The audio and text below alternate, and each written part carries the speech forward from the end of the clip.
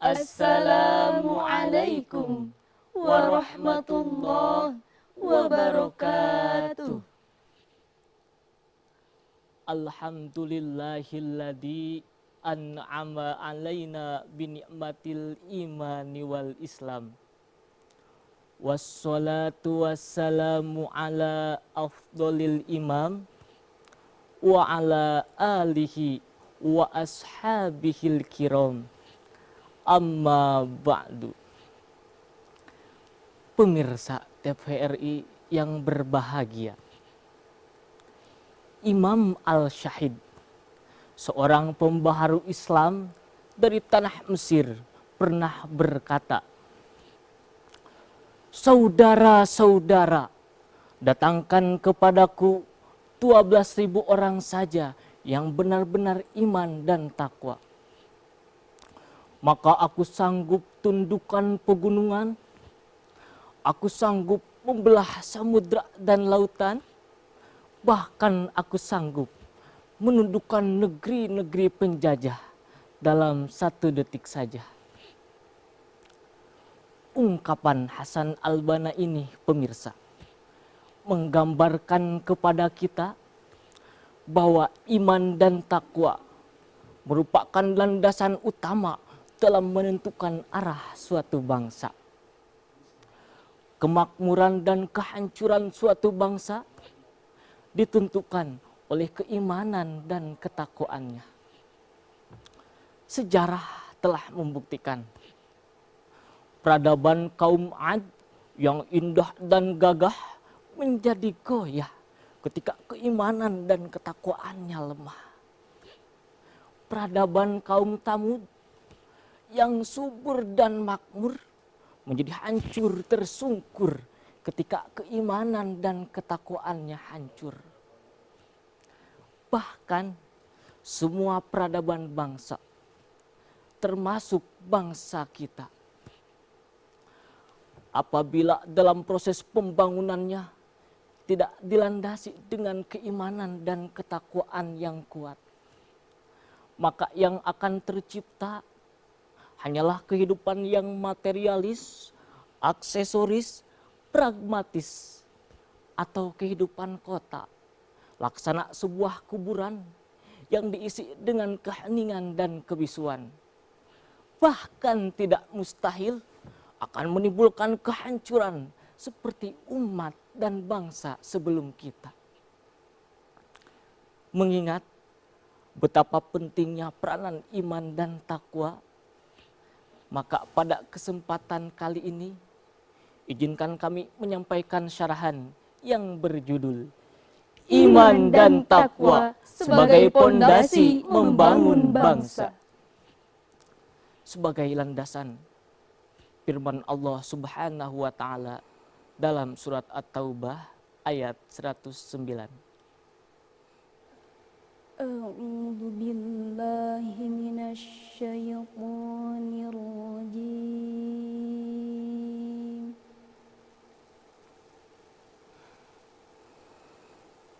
Bismillahirrahmanirrahim.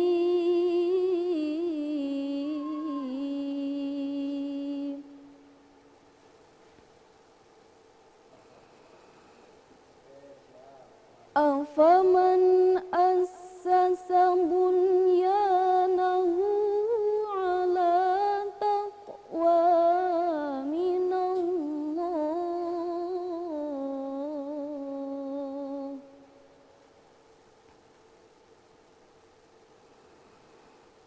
Ala taqwa minallahi wa ridwanin khair.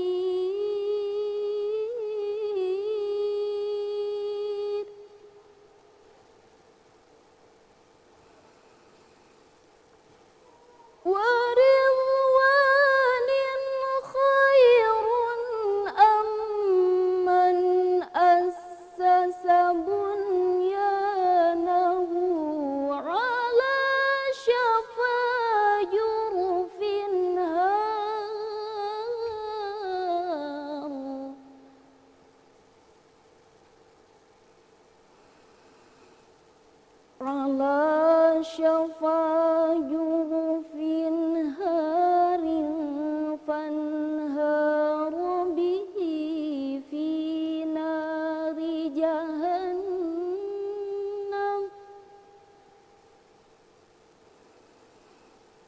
wallahu la yahdil qawmal zalimin.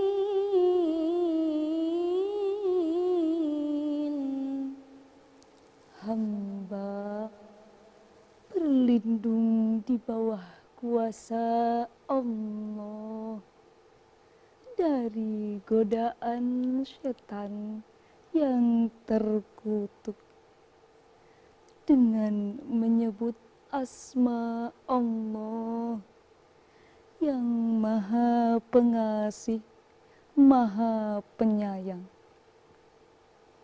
Maka apakah orang-orang yang mendirikan bangunan atas dasar takwa kepada Allah dan keriduannya itu lebih baik? Ataukah orang-orang yang mendirikan bangunannya di tepi jurang yang runtuh, lalu bangunan itu roboh bersama-sama dengan dia ke dalam neraka jahanam? Allah tidak memberi petunjuk kepada orang-orang yang zalim.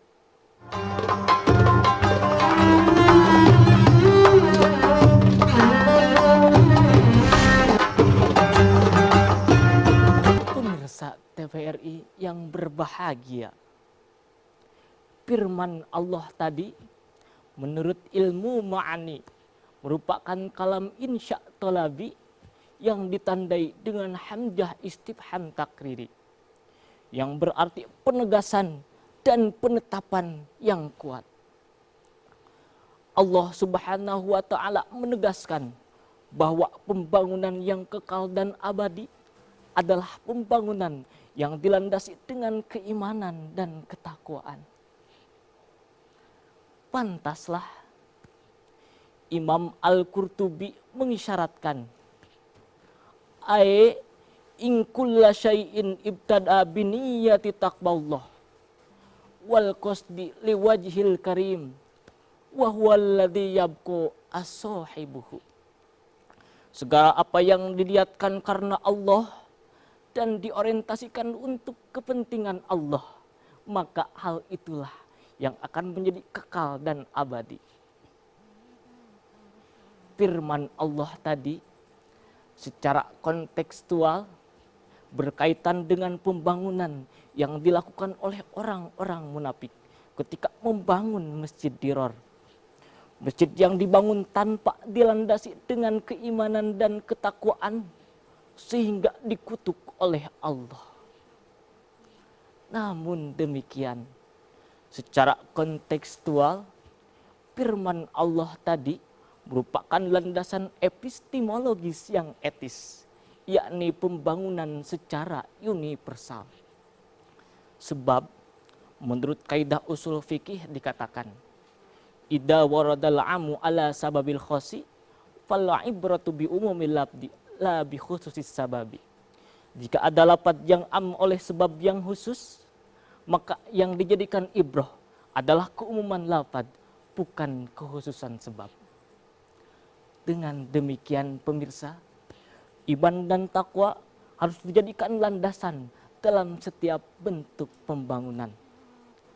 Apakah ketika membangun lembaga-lembaga pendidikan, membangun lembaga-lembaga bisnis, bahkan membangun bangsa kita, harus dilandasi dengan keimanan dan ketakwaan, niscaya akan tercapai kejayaan. Tetapi sebaliknya, jika pembangunan tanpa dilandasi dengan keimanan dan ketakwaan, masyarakat bergelimangan maksiat, Konglomerat enggan membayar zakat, BBM semakin meningkat. ini pertanda sebuah negeri yang akan hancur tersingkir. Pemirsa TVRI dimanapun berada. Oleh karena itu, keimanan dan ketakwaan harus dijadikan landasan dalam setiap bentuk pembangunan.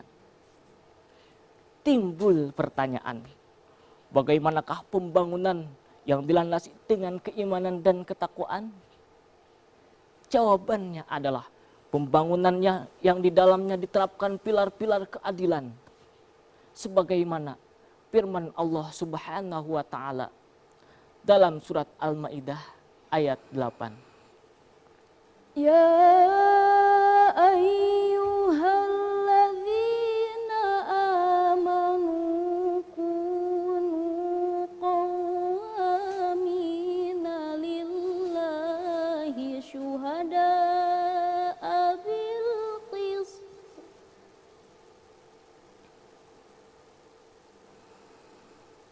Wala yajrimannakum syana'an qaumin ala alla ta'dilu.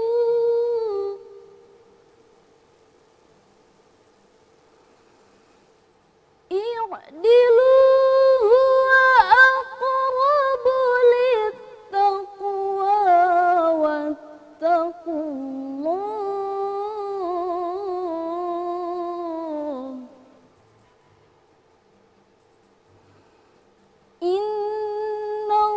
Innallaha khabirum bima ta'malun.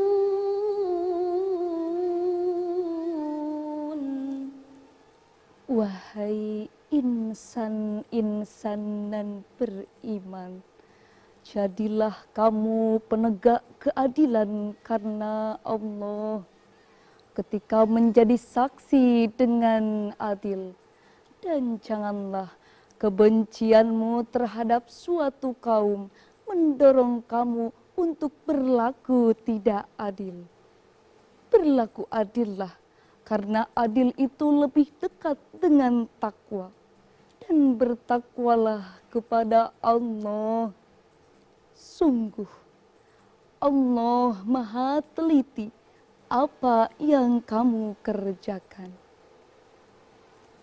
Pemirsa yang berbahagia, berdasarkan firman Allah tadi menunjukkan bahwa jika seorang pemimpin beriman dan bertakwa, maka akan berlaku adil dalam menjalankan amanah kepemimpinannya. I'dilu huwa aqrabu littaqwa. Berlaku adillah, karena adil merupakan cermin dari orang yang bertakwa. Bahkan dalam ayat sebelumnya ditegaskan, wala yajrimannakum sana'anu qaumun ala alla ta'dilu.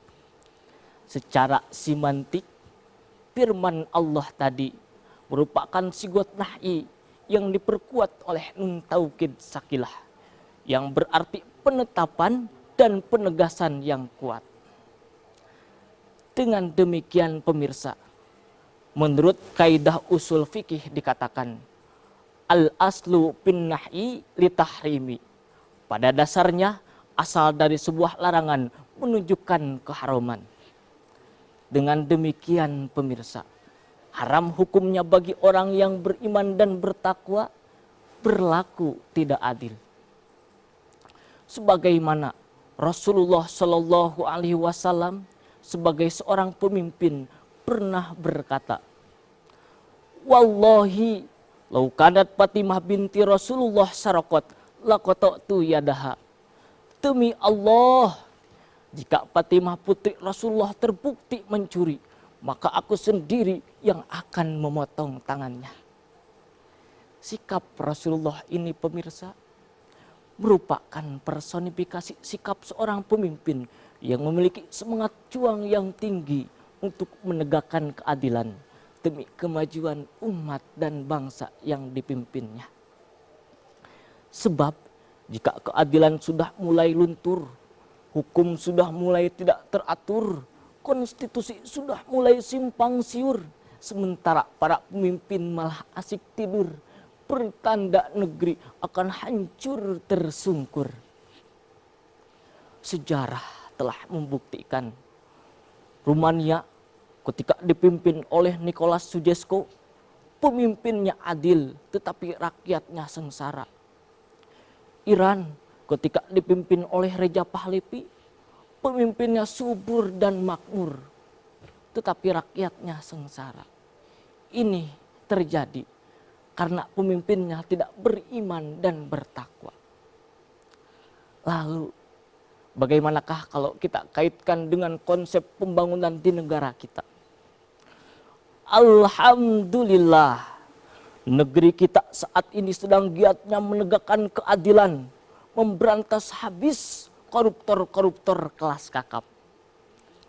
Kami yakin jika ini terus dilakukan, maka akan tercapai negeri yang baldatun thayyibatun warabbun ghafur.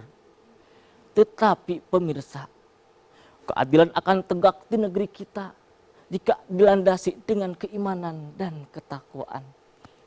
Jika itu sudah kita lakukan, maka Allah Subhanahu wa Ta'ala akan memberikan keberkahan kepada kita semua.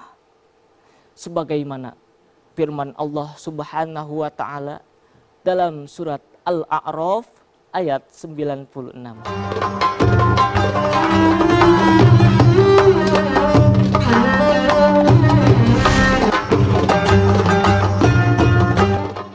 Walau anna ahlal qura amanu wattaqaw la fatahna alaihim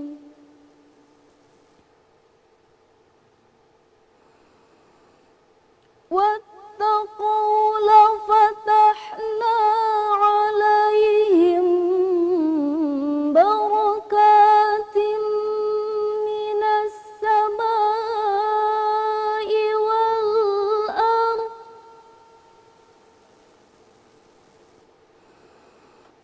walakin kallabu fa'akhadnahum bima kanu yaksibun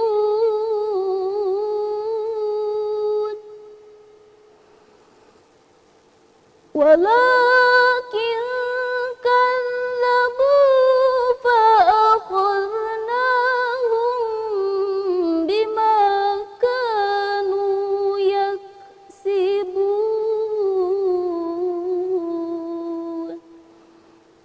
Shadaqallahul azim. Dan sekiranya penduduk negeri beriman dan bertakwa, pasti kami akan melimpahkan kepada mereka berkah dari langit dan berkah dari bumi. Tapi ternyata mereka mendustakan ayat-ayat kami, maka kami siksa mereka sesuai dengan apa yang mereka kerjakan. Maha benar Allah dan Maha Agung. Pemirsa yang berbahagia, dengan berakhirnya lantunan ayat tadi, maka syarahan ini dapat kita simpulkan bahwa pembangunan yang kekal dan abadi adalah pembangunan yang dilandasi dengan keimanan dan ketakwaan. Jika itu sudah kita lakukan, maka akan tercipta negeri yang subur dan makmur, baldatun thayyibatun warabbun ghafur.